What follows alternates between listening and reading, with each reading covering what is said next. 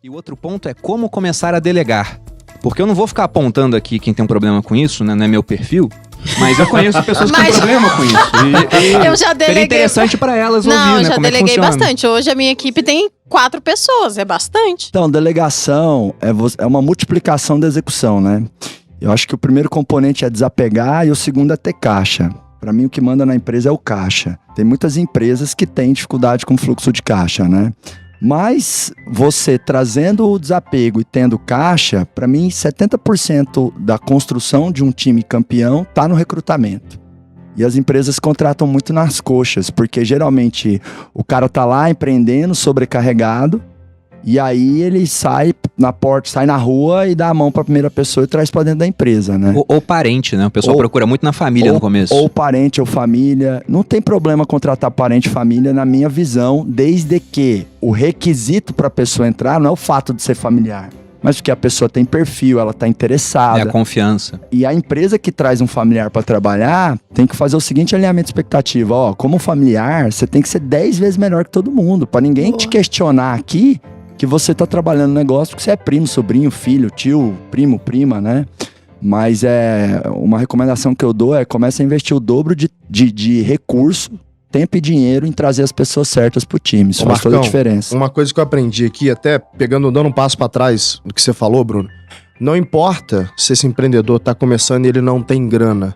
De novo, a sua função como founder, se você quer ser o líder do negócio CEO, você tem a obrigação de convencer outras pessoas que são complementares às suas habilidades para que elas se juntem para sonhar esse sonho junto contigo. Se você não tem essa habilidade, não tem problema nenhum, mas você precisa encontrar um sócio que tenha. Então, todo empreendedor que eu conheço que é bem sucedido, ele conseguiu tirar leite de pedra. O que é tirar leite de pedra? Tu falar por mim mesmo. Em 2011, cara, quando a gente tava montando a EasyTax, eu era um fudido. Eu não tinha grana pra nada, endividado, na verdade, nem cheque especial pra usar eu tinha. E eu consegui 2 developers em 2011, hein, gente? Se hoje é difícil, imagina 2011.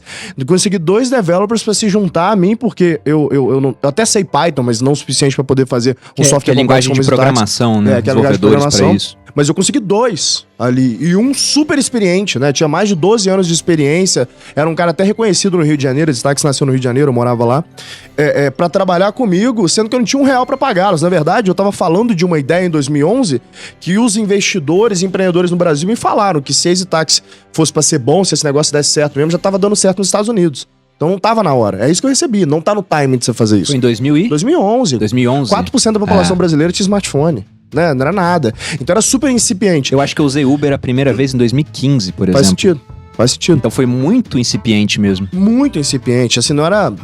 Na verdade, o mundo começou com essa história entre final de 2010 e meio de 2011. A gente nasceu no meio de 2011. A EasyTax. As coisas meio que nascem juntas, sabe? As ideias meio que nascem juntas, assim. Ninguém sabia de ninguém, porque o crawler, né? O robozinho do Google que fica indexando conteúdo, não tinha nem tempo de indexar esses conteúdos que eram muito incipientes. Mas por que eu contei esse troço? Falei que ia dar um passo pra trás pra chegar lá, tá? Então, primeiro, você tem que parar de usar de desculpas, o macroambiente não me permite, ou o meu caixa não me permite, eu não consigo. Não. Talvez você não seja a pessoa certa. E tá tudo bem. Não é porque você teve a ideia do negócio, você tem que ser o CEO ou não. Ideia todo mundo tem, né? Ideia, como meu avô falava pra mim, né? Vale 10 centavos a bacia. Né? O que vale de fato é a execução. E aí o segundo ponto, né? Uma vez que eu achei essas pessoas, como que eu aloco esses recursos? Então, da mesma forma que vocês costumam ouvir o Bruno Perini falar sobre a alocação de recursos, imagina que você tem um caixa no mês ali, eu tenho R$10.000 no mês para poder fazer a alocação, né? Você decide de acordo com a sua estratégia para onde que vai essa alocação. A mesma coisa acontece para as pessoas, né? Afinal, são recursos humanos, né? Então, são as pessoas que eu tenho para trabalhar ali. Aonde eu vou alocar essas pessoas? Bom, eu tenho recursos para ter 2 pessoas novas aqui. Então, o que eu vou fazer? Eu vou traçar uma matriz na minha companhia.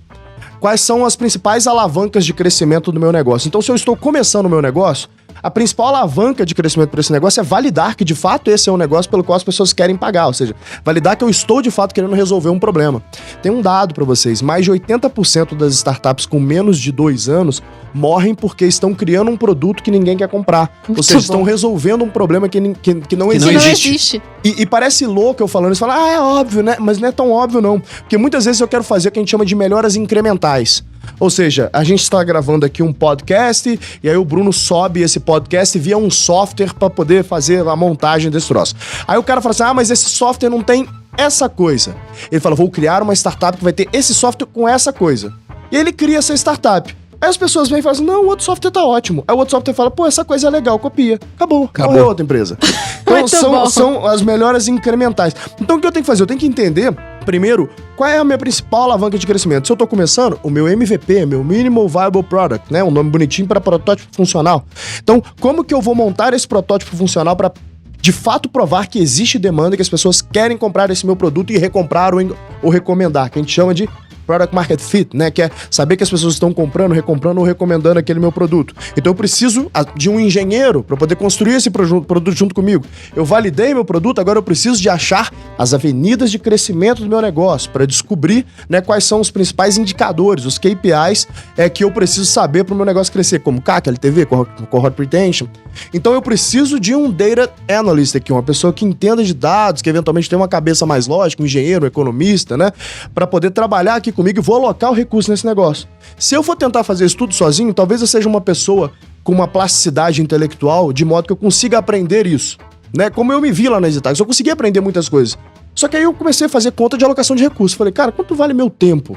Ah, vale tanto. Será que eu deveria usar meu tempo para poder fazer call center? Não, é melhor eu pegar esse dinheirinho que tá sobrando aqui e trazer alguém para fazer meu call center, que aí eu vou usar o meu tempo pensando em vias de monetização, que aí sim vai trazer mais retorno, um ponto né? interessante é que talvez você fosse até melhor no call center do que a pessoa que você chamou. Sim. Né? Só que mesmo assim, não vale a pena por conta de uma alocação de recursos escassos. Mesmo você sendo superior naquilo, aquela pessoa consegue fazer, sei lá, 85% do que você faria em termos de desempenho, É isso. e você consegue ter mais tempo para desempenhar em outras áreas. É isso.